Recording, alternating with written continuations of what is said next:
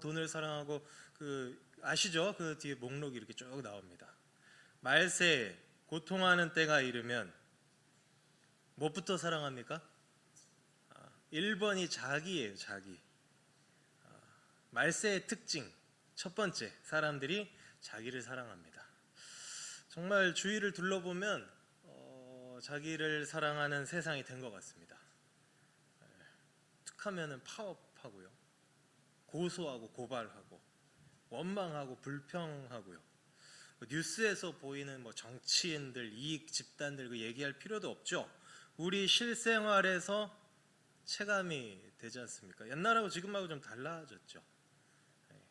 개개인들을 보세요. 개개인들도요, 양보하고 타협하는 모습이 현저하게 줄어들었습니다. 우리 자신 마음에 손을 얹고 생각해도 자기 자신들도 그렇지 않습니까? 우리도 조금만 불편하면 못 참고 이게 불평하고 컴플레인하고 조금만 불이익 당해도 못 참죠. 그러니까 지금 이 시대는 분명히 말세입니다. 자기를 사랑하는 때입니다. 그런데 성경에도요, 그 비슷한 시기가 있었으니 바로 3100년에서 한 200년 전이거든요. 3100년에서 200년 전에 사사시대가 지금 말세와 아주 비슷했습니다. 이런 거를 보면 예나 지금이나 사람은 기본적으로 다 똑같다, 그런 생각이 듭니다. 그러니까 시대 정신이 지금 더 악해져서 그렇지 사람은 다 똑같은 것 같습니다. 하나님께서 이제 사사들을 세우시죠. 12명을 세우십니다. 12명. 대사사가 6명이고 소사사가 6명이다 하는데, 대소구분은 기록이 얼마나 많냐 짧으냐 그 정도고요. 기록이 한 줄밖에 안 되는 그런 소사사들은 한 6명 있는데, 이야기가 많이 나오는 사사가 또 6명 있죠. 근데 그 사사들의 특징이 뭔지 아세요? 12명의 특징. 뒤로 갈수록 점점 더 질 나쁜 사람들이 사사가 됩니다. 그리고 마지막 사사가 바로 오늘 우리가 이제 읽은 삼손입니다. 12번째 사사예요. 아주 철저한 자기 사랑의 모습을 삼손에게서 볼 수 있게 됩니다. 이런 인간이 사사라고 생각이 들 정도로 그런 사람이에요. 이 삼손 스토리가 13장부터 16장까지 무려 4장 나옵니다. 4장. 여기 삼손 스토리를 쭉 보면요, 크게 잡으면 두 종류의 교훈을 얻을 수 있다고 저는 생각합니다. 첫 번째로, 이 사람을 구원자인 사사로 세우셔서 자기 백성을 구원하시는 그 하나님에 대해서 우리가 알 수가 있겠죠. 그리고 삼손이 원수들을 무찌르는 그 장면에서 사탄을 무찌른 예수님을 우리가 볼 수 있을 겁니다.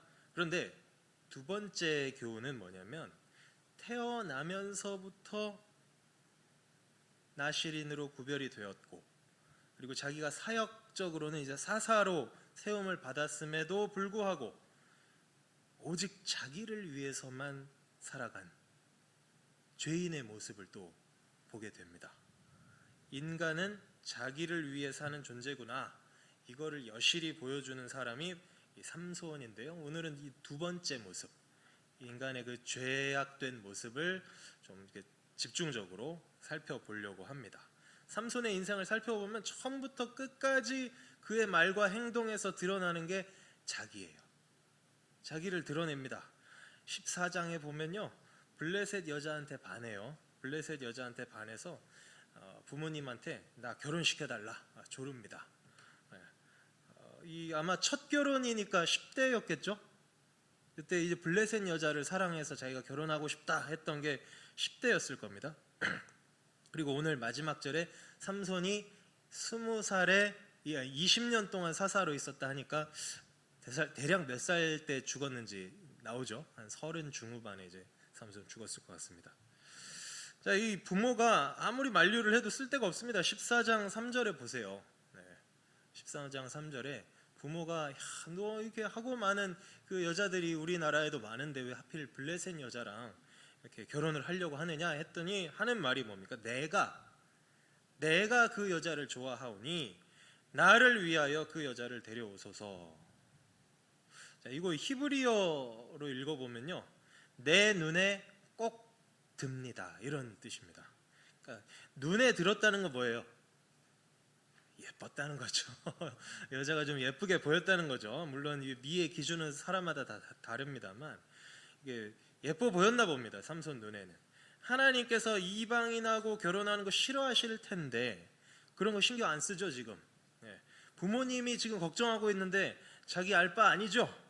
이 사람은 자기 눈에 마음에 들었으니까 결혼하겠다는 거예요. 자기 마음대로 사는 겁니다. 상견례 하러 내려갔어요. 상견례 하러 가다가 포도원에 또 들어갑니다. 나시리는 뭘 먹으면 안 되는데요. 포도소산을 가까이 하면 안 되는데 이렇게 포도원에 들어가기도 하고요. 결혼식장에 가가지고 괜히 또 수수께끼로 내기해가지고 이 블레셋 사람들한테 그 내기에서 져서 결국 결혼이 이제 파토가 납니다. 파토가 나요. 자기가 내기해서 져놓고 자기가 내기하자고 해서 져놓고 화가 나서 고향으로 돌아가 버립니다. 아니 신부 내버려 두고 돌아가 버렸어요. 좀 약간 뭐가 있는 것 같아요? 분노 조절 장애 같은 게 좀 있나 보죠. 삼손이 그런 사람입니다. 그 여자는 이제 딴 남자한테 시집을 가버렸어요. 그런데 나중에 또 염치도 없죠. 또 찾아갑니다. 찾아가서 내놓으라고, 내 신부를 내놓으라고 했더니 장인이 벌써 다른 남자한테 시집 보냈다는 거예요. 그러니까 또 노발대발해서 그 사달이 나죠. 그때 이 나귀 턱뼈로 블레셋 사람 600명을 죽입니다. 근데 이제 싸우고 나서 힘들어가지고 이제 소리를 쳐요. 소리를 치는데 그 우리 지금 16장을 펴고 계시죠? 15장 가볼까요? 15장에 18절에 보십시오. 15장 18절. 15장 18절을 같이 보시겠습니다. 제가 읽겠습니다. 제가 읽을게요. 주께서 종의 손을 통하여 이 큰 구원을 베푸셨사오나 내가 이제 목말라 죽어서 할례 받지 못한 자들의 손에 떨어지겠나이다. 앞부분은 괜찮죠. 앞부분은 주께서 큰 구원을 베푸셨습니다. 이렇게 제대로 고백하는 것 같지만 결국 하고 싶은 말은 뭐였습니까? 자기 목마르다는 거였죠. 자기가 이제 목마릅니다. 이렇게 얘기를 하고요. 이후에는 이 가사도 이제 블레셋 지방입니다. 가사의 기생과 이제 좀 놀다가 그 다음에는 또 들릴라라는 여자랑 이제 사랑을 나눕니다. 이제 삼손이 좀 이국적인 스타일 좋아했나 봐요, 그렇죠? 이국적인 스타일인가 봅니다. 아시다시피 이제 들릴라 때문에 머리카락 밀리고 힘을 잃어서 잡힙니다. 눈알도 뽑히고요. 비참하게 이렇게 감옥에 갇혀서 맷돌 돌리고 살다가 블레셋 사람들이 잔치할 때 조롱거리로 이제 불려 나온 거 아닙니까 지금? 그때 부르짖은 기도가 바로 오늘 본문이죠. 그 28절을 여기 한번 띄웠으니까요. 한번 보시죠. 28절에 보시면 이제 그 삼손이 이렇게 기도를 했다는 거 아닙니까? 자, 28절을 또 한번 보겠습니다. 삼손이 여호와께 부르짖어 이르되 주 여호와여 구하옵나니 나를 생각하옵소서. 하나님이여 구하옵나니 이번만 나를 강하게 하사 나의 두 눈을 뺀 블레셋 사람에게 원수를 단번에 갚게 하옵소서 하고. 자, 오늘 설교 제목이 여기 있는 거죠. 이번만 나를인데요. 자, 이 죽을 때 하나님께 드리는 이 부르짖음에서조차 자기를 강조하죠. 한글 성경에 제가 빨간색으로 표시를 해놨는데요. 나가 3번 나옵니다. 한글로는 3번인데 원래 히브리어로 보면 나가 5번 나옵니다. 히브리어 단어가요. 요 삼손이 기도한 내용이 히브리어 단어로 16개 단어로 되어 있습니다. 요 문장이 16개 단어로 되어 있는데 그 중에 나가 몇 번 나온다고요? 5번 나온다니까요. 내 개인의 복수를 해야 되니까, 내가 너무 분통이 터지니까 나 이렇게 그냥 죽을 수 없습니다. 힘을 좀 주십시오. 근데 놀랍게도 하나님이 그런 글을 사용하셔서 이스라엘을 구원하세요. 그 태어나서부터 죽을 때까지 자기만 생각하고 산 사람을 또 사용을 하신단 말이에요. 만약에 만약에 이 사람이 처음부터 온전히 하나님께 영광 돌리는 삶을 살았다면 얼마나 크게 쓰임 받았을지 상상이 안 되는데요. 그렇죠? 삼손의 그 힘을 생각해 보십시오. 처음부터 나실인으로 어려서부터 거룩하게 살고 구별돼서 살고 하나님의 그 뜻에 합하게 살았다면 이 삼손이 활약하던 시기에는 블레셋하고 싸웠기 때문에 아마 삼손이 제대로 하나님 마음에 합하게 살았으면 블레셋이라는 존재가 아예 지워졌을 수도 있습니다. 나중에 사사 시대가 끝나고 이제 왕이 세워지잖아요. 사울 왕이 40년 동안 블레셋이랑 싸웠고요. 싸우다가 결국 자기가 죽죠. 다윗도 블레셋이랑 싸웁니다. 이게 아마 이 삼손이 제대로 사역했으면 사울하고 다윗이 이제 다른 나라랑 싸웠을 수도 있겠죠. 저희가 이 말씀을 드리고 싶습니다. 로마서 11장 12절인데요. 그들의 넘어짐이 세상의 풍성함이 되며 그들의 실패가 이방인의 풍성함이 되거든 하물며 그들의 충만함이리요. 자, 이렇게 말씀하시는데요. 무슨 뜻이냐면 유대인들 얘기하는 겁니다. 사도 바울이 유대인들 얘기를 하는 건데요. 유대인들이 그 예수님을 안 믿잖아요. 예수라는 청년은 나무에 달려서 죽은 청년이기 때문에 하나님의 저주를 받은 자다. 그런 자가 어떻게 메시아가 될 수 있느냐 하면서 지금도 안 믿죠. 지금도 안 믿는데 그들의 넘어짐이 그들이 예수님 안 믿는 것이 세상의 풍성함이 되었다. 그들이 복음을 거부했기 때문에 이 복음이 이방인들에게 전파되게 되었다. 하물며 그들의 충만함이리요. 자, 어떻게 됐을까요? 과연 만약에 유대인들이 예수님을 알아보고 제대로 믿었다면은요 얼마나 큰 영광이 됐을까요? 그 예수님이 승천하시면서 말씀하시잖아요. 이 세대가 가기 전에 다시 오신다고 했는데 아마 정말로 한 세대가 가기 전에 다시 오셨을 수도 있지 않았을까요? 네, 주님의 재림이 당겨졌을 수도 있을 거라고 생각이 됩니다. 어쨌든 유대인들의 그 이야기를 보시면서 삼손을 또 생각을 할 수가 있는 거죠. 그러면 제가 여쭙겠습니다. 감히 여쭙는데 저와 여러분은 어떻습니까? 저와 여러분은 어떻죠? 똑같죠? 자기를 위해서 살고 있는 존재들입니다. 나실인으로서의 그 신분, 사사로서의 사명 망각하고 자기 멋대로 살았던 그 삼손이나 우리에게는 뭐라고 하셨냐면 레위기 19장에 내가 거룩하니 너희도 거룩할지어다. 거룩한가요? 출애굽기 19장 너희는 제사장 나라고 거룩한 백성이 되라고 내가 출애굽시킨 거야 하면서 시내산 앞에서 그 말씀을 해주셨고 이거를 이제 베드로가 또 인용하죠. 오늘 오전 설교에도 이 구절 우리가 읽었는데 그러나 너희는 택하신 족속이요 왕같은 제사장들이요 거룩한 나라요 그의 소유가 된 백성이니 이는 너희를 어두운 데서 불러내어 그의 기이한 빛에 들어가게 하시니에 아름다운 덕을 선포하게 하려 하심이라.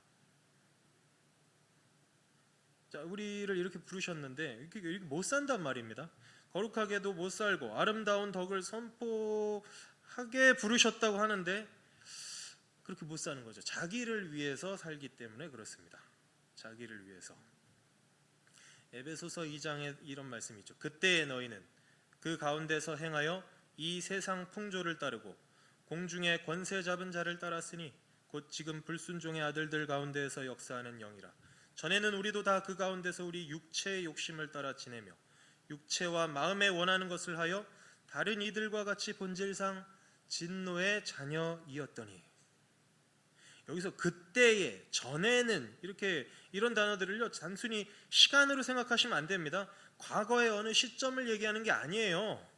저는 모태신앙이라 예수님 안 믿은 적이 없는데요, 이렇게 말씀하실 수가 없습니다. 저도 모태신앙인데요, 저도 그렇게 말하면 안 되겠죠. 네. 이 말씀은 죄인의 상태에 대해서 말씀하시는 거지 않습니까? 공중의 권세 잡은 자, 마귀를 따라서 사는 상태, 우리 육체의 욕심을 따라서 마음에 원하는 것을 하는 상태, 그래서 본질적으로 근원적으로 하나님의 진노에 떨어질 수밖에 없는 존재라는 거죠. 이제 예수님을 믿은 사람은 신분은 바뀌었어요. 신분은 바뀌었는데 그건 이제 특정해서 땅땅땅 이렇게 하나님이 선고를 하시는 그런 의미에서 이제 바뀐 거고, 본질은 그대로지 않습니까? 본질은 안 바뀌었습니다. 본질은 안 바뀌었어요. 로마서 7장 너무 유명한 말씀인데 이거는 제가 일부러 안 넣습니다. 찾아서 읽어보려고요. 로마서 7장입니다. 로마서 7장은 우리가 같이 찾아 읽으면 좋겠죠. 7장, 8장 이렇게 읽을 건데요.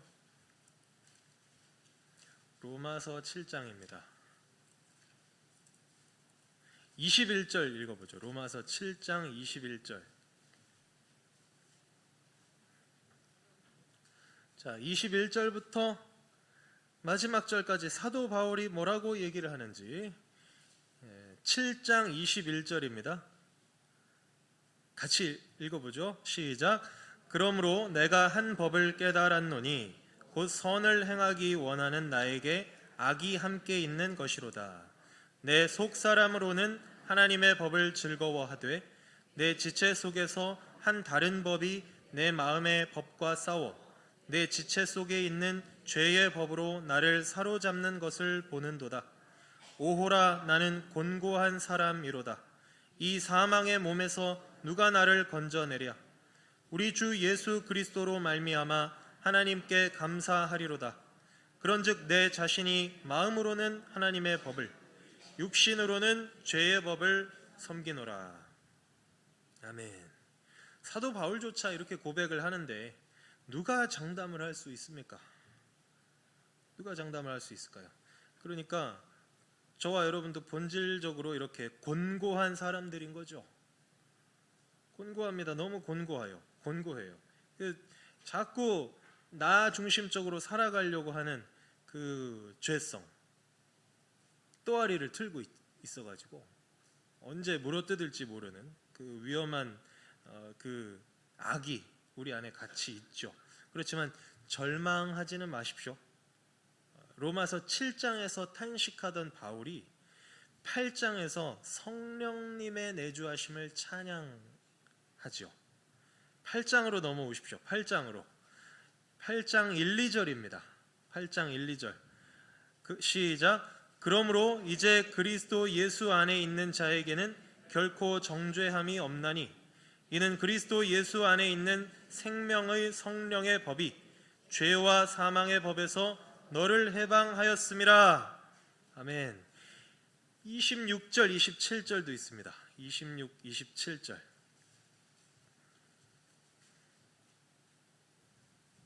오늘은 성경 계속 읽는 날입니다. 성경을 읽는 날이에요. 26절, 27절 시작.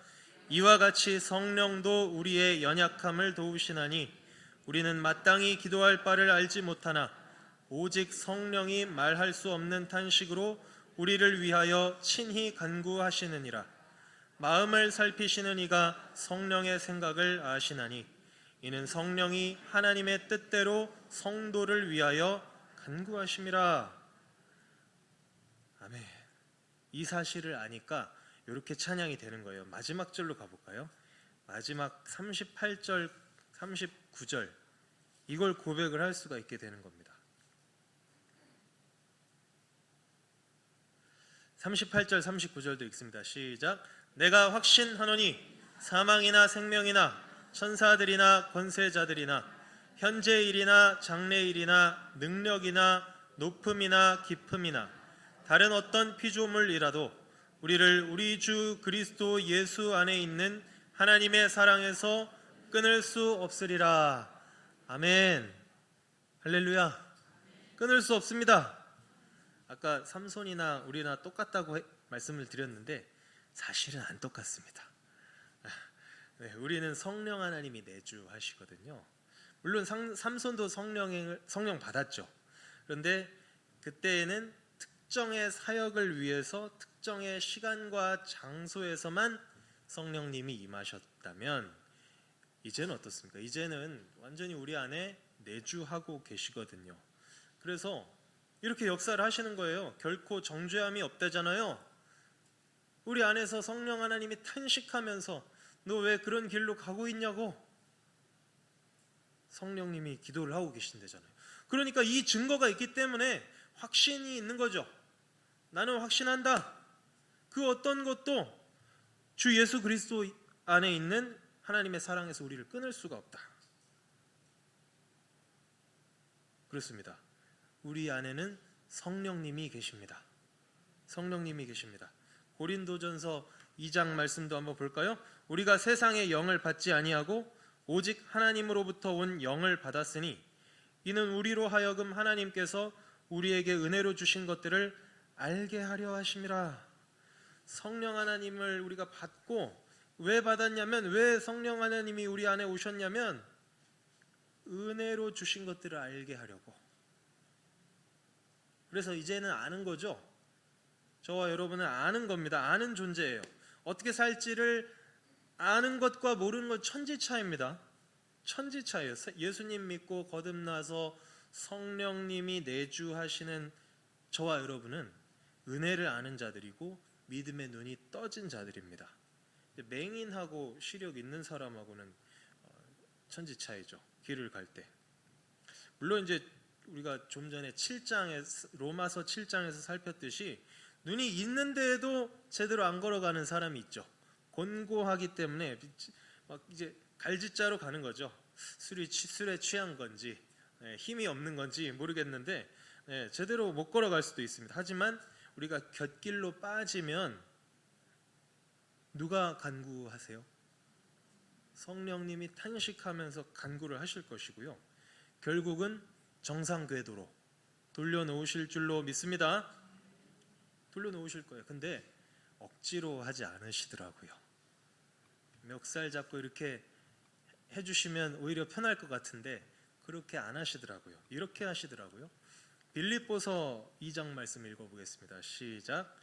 너희 안에서 행하시는 이는 하나님이시니 자기의 기쁘신 뜻을 위하여 너희에게 소원을 두고 행하게 하시나니. 아멘. 우리 안에 계시는 성령님께서 하나님의 뜻과 우리 소원이 맞춰지게 하십니다. 맞춰지게 하세요. 그래서 그분의 뜻을 우리가 자발적으로 행하게 인도를 해주세요. 참 인격적이라는 게 바로 이거죠. 하나님은 인격적이신 분이라는 게 이겁니다. 딱 이렇게 너 왜 옆으로 갔어? 딱 이렇게 강제로 길로 데려오는 게 아니라 이 길은 하나님의 길이 아니었구나 하면서 내 소원을 하나님의 뜻에 내가 맞춰서 이렇게 기쁨 가운데 걸어갈 수 있게 해주시는 거죠. 정말 엄청난 은혜입니다. 성령 충만하시길 바랍니다. 그래야 주님의 것으로 살아갈 수 있는 거죠. 유명한 말씀 마지막으로 좀 보겠습니다. 자, 다시 로마서로 돌아왔는데요. 자, 로마서 14장 말씀 같이 읽겠습니다. 시작. 우리 중에 누구든지 자기를 위하여 사는 자가 없고 자기를 위하여 죽는 자도 없도다. 우리가 살아도 주를 위하여 살고 죽어도 주를 위하여 죽나니 그러므로 사나 죽으나 우리가 주의 것이로다. 아멘. 결론은 명확합니다. 저와 여러분 주의 것이죠. 주의 것입니다. 그래서 우리 인생을 주님께 내드려야 하는 것입니다. 하나님의 뜻과 내 소원이 맞춰지기까지 이 싸움을 싸워 나가는 거고요. 그걸 걸어 나가는 겁니다. 실패할 수도 있겠죠. 넘어질 수도 있을 겁니다. 내 중심성, 자기 중심성, 삼손 같은 모습이 막 드러날 수도 있을 겁니다. 그런데 그때 하나님께서 반드시 도와주실 겁니다. 반드시 도와주실 거예요. 유대인들의 그 실패를 통해서도 복음이 온 열방에 전파되게 역사하셨는데 그들의 충만함이랴 이렇게 얘기하잖아요.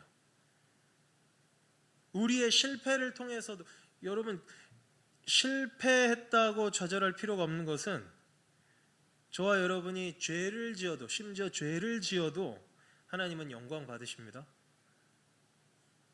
인정이 안 되십니까? 인정이 안 되면 아직도 내가 주인인 거예요. 내가 죄를 지어도 하나님은 영광 받으세요. 상관없어요. 내가 뭘 어떻게 하든지 상관이 없다니까요. 내가 연약한 거랑은 상관없어요. 그런데 우리의 충만함이랴. 만일 우리가 이 나의 중심된 것, 나 자기 중심성을 다 내버리고 주님 뜻에 내 소원을 맞춰 나가면서 살면 얼마나 큰 영광을 받으실지. 우리 인생의 그 기록지가 다 하늘에 써 있지 않겠습니까? 암흑에 맨날 며칠에 뭘 했고 이거 다 써 있을 텐데요. 실패, 실패, 실패, 실패. 가뭄에 콩나물 나듯이 승리 한번 써 있고 또 실패, 실패. 이렇게 써 있어도 영광을 받으신다니까요. 근데 기왕이면 승리, 승리, 승리, 승리 써 있다가 가끔 실패 이렇게 기록되면 더 좋지 않겠습니까? 그 얘기를 하고 싶은 거였어요, 사실은. 예, 하나님 더 영광 받으시고 기뻐하지 않으실까, 그런 마음이 듭니다. 사랑하는 신성교회 성도 여러분, 정말 이렇게 살기를 바랍니다. 성령 충만하시고요, 입으로만 영광 돌리지 마시고 삶 전체로 영광 돌리는 저와 여러분이 되기를 주님의 이름으로 축원드리겠습니다. 기도하겠습니다. 아버지 하나님 감사합니다. 오늘 또 이렇게 우리의 자기 중심성에 대해서 삼손의 말씀, 삼손과 관련된 말씀, 또 성경의 여러 가지 말씀을 생각해 보았습니다. 성령 하나님께서 우리를 위해서 일하고 계심을 믿습니다. 성령 하나님을 의지하고 오직 주님을 나의 삶의 주인으로 인정해 드리는 우리 신성교회 모든 권속들이 되게 하여 주옵소서. 예수님의 이름으로 기도하옵나이다. 아멘.